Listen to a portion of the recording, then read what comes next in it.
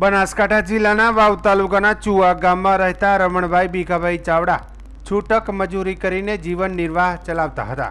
અને તેમને 2 વર્ષ અગાઉ ચુવા ગામના વાલાભાઈ ઠાકરસિંહભાઈ રબારી સાથે ઝઘડો થયેલો અને જે અંગે વાલાભાઈએ પોલીસ મથકે રમણભાઈ ચાવડા વિરુદ્ધ ફરિયાદ નોંધાવી હતી અને તે બાબતે પોલીસે રમણભાઈ ચાવડાને અટક કરેલ અને એકાદ મહિના જેટલો સમય જેલમાં રહેલ હતા અને જેલમાં છૂટ્યા બાદ તેઓ જામીન પર છૂટ્યા હતા અને આ અંગે અદાવત રાખી અને અગાઉ વાલાભાઈ રબારીને મારવા બાબતે પોતાનો ઈરાદો પાર પાડવા તારીખ 21/8/2025ના રોજ સવારના 11 વાગ્યાના સમયે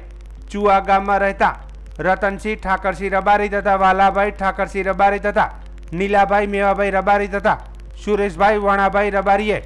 લાકડીઓ વડે રમણભાઈ ચાવડાને આડેધડ મરી જાય તેવી રીતે મારી અને શરીરે ગંભીર ઈજા કરતા તેમને સારવાર અર્થે થરાદની સરકારી હોસ્પિટલમાં ખસેડવામાં આવ્યા હતા અને ત્યાંથી વધુ સારવાર અર્થે પાલનપુર સિવિલ હોસ્પિટલમાં લાવવામાં આવ્યા હતા, જ્યાં ફરજ પરના તબીબે રમણભાઈને મૃત ઘોષિત કર્યા હતા. જ્યારે મૃતકનો પુત્ર પિતાની છત્રછાયા ગુમાવવાથી શોકમાં છે, જે અંગે મૃતકની બહેન ચંદ્રિકાબેન રાઠોડે નોંધાવેલી ફરિયાદ અનુસાર પોલીસે ઉપરોક્ત 4 ઇસમો વિરુદ્ધ ગુનો નોંધી વધુ તપાસ હાથ ધરી છે.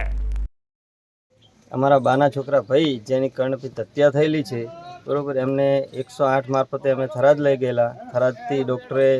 ઇમરજન્સીમાં અમને 108 રેફરલમાં પાલનપુર રવાના કર્યા અને પાલનપુર જઈને ડૉક્ટરે મુજ જાહેર કરેલા,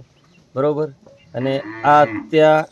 4 જણોએ કરેલી છે. એના માટે અમને કાનૂન ઉપર પૂરો વિશ્વાસ છે, બરોબર. જૂની અદાલતમાં થયેલું એ તો એના માટે અમે એવી કાનૂનને માહિતી કે એના ઘરમાં કોઈ છે નહીં પરિવારમાં, બરોબર, અને ન્યાય મળે એવી અમારી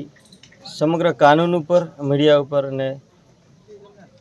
બધા ઉપર ભરોસો છે અને ગામ વતી પણ થોડો સપોર્ટ કરે એવી અમને અપેક્ષા છે. તાલુકાના ચુવા ગામે જે અમારા ભત્રીજાની એક હત્યા કરી નાખી છે તેની નમ્ર વિનંતી છે કે અમને પૂરો સંપૂર્ણ ન્યાય અપાવે, એ જ અમારી માંગ છે. બસ.